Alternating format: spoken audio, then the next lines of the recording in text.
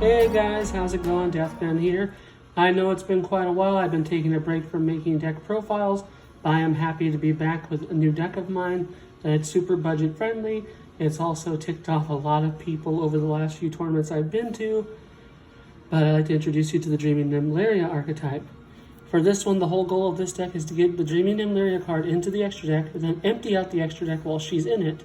Then when she is the last one, then for every 3 of your banished face down cards, you get to non-target that many cards on their field and her grave, banish theirs face down, and then for each of theirs you banish face down, you get to put that many back into your deck. So essentially it can help you refill the extra deck after you banish 5 or 6 of their cards. So further ado, let's get started with the main monster of the deck, Dreaming Nemleria. For this, you cannot normal summon and set it, you must play it in the Pendulum Zone. To then activate its effect, it lets you set a Nemleria spell card from the deck to the field, and then it tosses her to the extra deck. As I mentioned before, if she is the last one in the extra deck and there's nothing else in there, you can basically field wipe the opponent's field and potentially their graveyard when things need to be taken out. It really hurts them badly. Plus, especially with the spell card, it makes sure she cannot be stopped when she activates her effect. So run 3 of her. Then the next one I've been loving so much, thanks for the new support, is Nemleria Dream Devourer Reveil. This little guy, you can banish 3 cards from the extra deck face down to special summon him from the graveyard or from hand to the field in any position you want. Then you can send one monster, one level 10 beast monster from your hand or face up field to the grave to set one Nemleria trap card from the deck directly to the field, which can be Nemleria Repeater or Nemleria Louvre. Either one has its bonus effect depending on what situation you're stuck in. But he is also a pretty good piece for Eradicate Epidemic Virus to help, since he is the requirement of 2,500. You always run 3 of him. I was running 2 at the time, but now I see why he's at 3. Then the next 2 if I run out of this deck is Nemleria Dream Defender Oreiller. This little guy, especially if you have her in the extra deck, you can bring out the chocolate and the vanilla monster out for free. But you just cannot special summon anything else for the turn except pendulum monsters. But for this guy, he has a quick play effect of banishing 1 extra deck card face down to gain 500 attack points for each for each monster the opponent controls currently on their field. So he can get up to a pretty big amount if he is on the field long enough for that to happen. He's also good for just emptying out the extra deck as fast as possible. Then we go on to Nemleria Dream Defender Couette. This little guy can protect any of our Nemleria cards when they're being targeted by card effects. By banishing 1 card from the extra deck face down, you can negate the activation of that card. This little card has saved me so many times, especially when they try to go after the tower, and I just have to say, nope, banish a card, protect. Then the last monster out of the Nemleria archetype, as for now, is Dreaming Reality of Nemleria Realized. For this little guy, you can send 1 monster you control to the bottom of the deck, and if so, special summon him from the hand to the field, and then you get to activate 1 of the following effects. Either target a monster on their field, Book of Moon it, or you can place 1 Dreaming Nemleria Pendulum monster into the extra deck. So essentially it helps you get out the stuff that's really needed at that time. Also, he gains 100 for each leftover card in your extra deck. So with that, we finally get done with the monster lineup for Nemleria and go with the hand traps. So with this, we go into Droll and Lockbird. You guys know what Droll and Lockbird does when they send this little pretty bird to the grave, and it basically shuts down their whole play for the turn. Then the next 2 of cards that I run out of this is to Ash Blossom and Joyous Spring, the multi-tool negator. I know people have been telling me to run 3, but I've liked it at 2. I might consider doing 3 of this and 2 Droll. I'm not too sure yet. Then the next 3 of I run for this deck is Eater of Millions. This little guy has saved me so many times against big impossible threats by banishing them face down.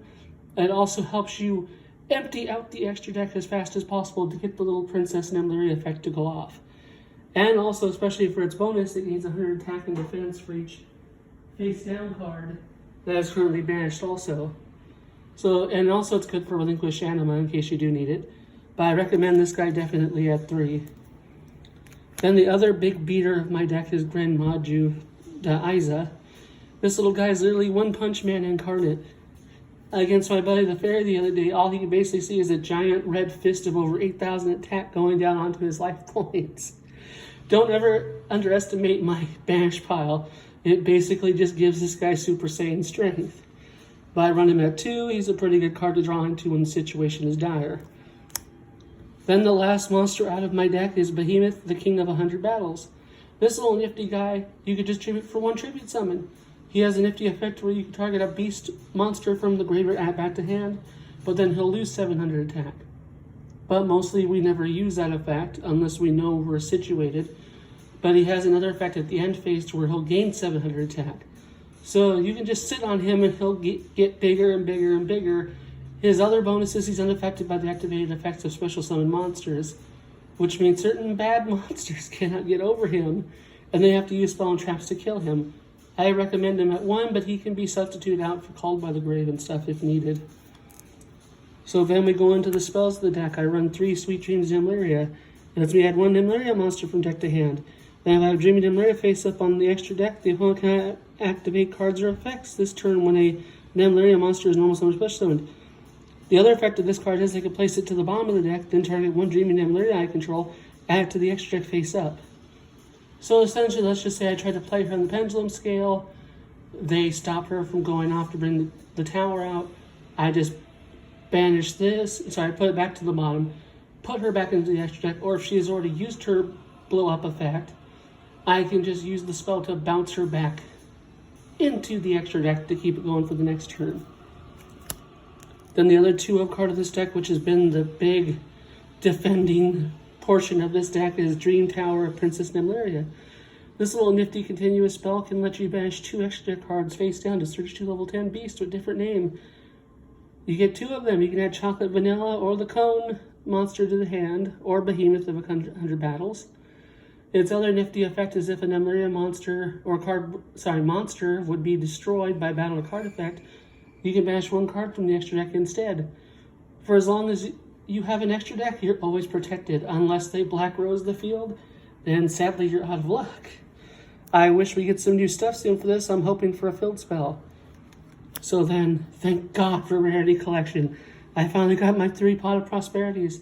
This little guy lets you banish 3 to 6 cards from the extra deck. You get to choose, then you get to activate that many, and then add 1 of that card to your hand and put the rest to the bottom of the deck in any order you want. It was extravagance at the time, but now thankfully for this being $2, I'm so happy it's cheaper. So then we go into the back row hate. It is Harpy's Feather Duster and 2 Lightning Storm. Another, thank God, feeling for the Rarity Collection to bring out Lightning Storm. Then the last 2 tech cards I'm running for the spells is Triple Tactics Talent, in case my towers is hand trapped or my Sweet Dreams Nemleria spell card is stopped. At least it'll give me a bonus later on if I do need it. Then we go into the traps of the deck with 3 Infinite Impermanents. With this little guy, you know what he does. You can hand effect him to negate a monster effect. Also, if it is set and when you negate something on the opponent's field, if it had a back row card, it negates the column it's in for that turn. Then the last 2 cards we run out of the deck is 1 Nemleria Repeater and 1 Nemleria Louvre.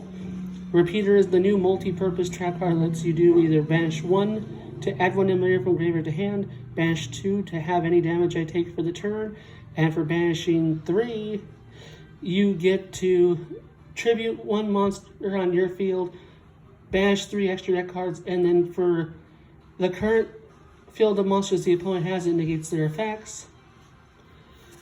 I have barely gotten to use that effect so far. I'm hoping to do more with it eventually. So then we go into the extra deck, which, like I was saying, guys, you can run anything you want out of this.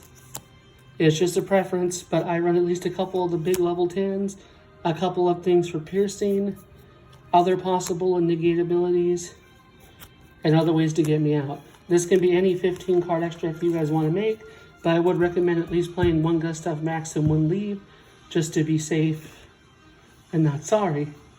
So then for the last few things out of this is my side deck. We go into 3 Lava Golem. You guys know what this does. It gets over Baron de Fleur and all the other annoying nuisances that try to stop us on our turn. Especially if we get forced into going first, we just need a way to fight against them. Then the next card we run out of here is 2 Gamecill. Same purpose, but for 1 less cost.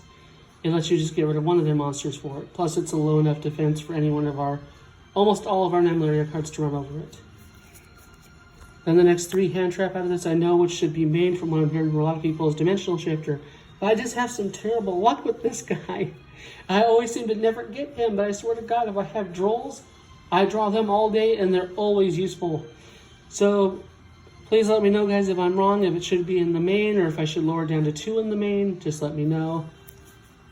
Then for the spells out of this, I run 2 Crossout Designators for the situations of me either getting Droll or Ash, or even potentially D-Shifter, which it never comes up, or for just any purpose of my deck that might need to be stopped against me. 2 Mound to the Bound Creator, because I've seen this a lot being used in some of the Nemleria builds, and it looks pretty fun to use, especially when the whole thing is level 10s. It gives you an added bonus of inflicting 1,000 damage to the opponent when you destroy their monsters. It also protects your level 10 or higher monsters from being targeted or destroyed by card effects. It does have another effect to where I probably should have Spear Mode, but I'm kind of cheap right now, so I have to get him soon.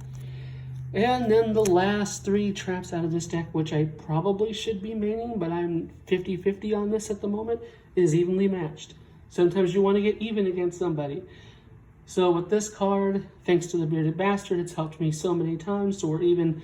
They've negated the first evenly, and I oddly have the second one to say, oh look, your field's gone, ha ha ha. But it's always recommended to run this. I know there's other variants of this deck. I'm trying to figure it out soon. I also have new ideas that I'm trying to come up with soon. It just may take a little bit of time. So with that, guys, I hope you enjoy the deck profile. I hope you guys have a happy Thanksgiving, happy rest of the holidays as well, from especially us at Team R.O.G. This is DeathGun signing off. Catch you guys on the flip side.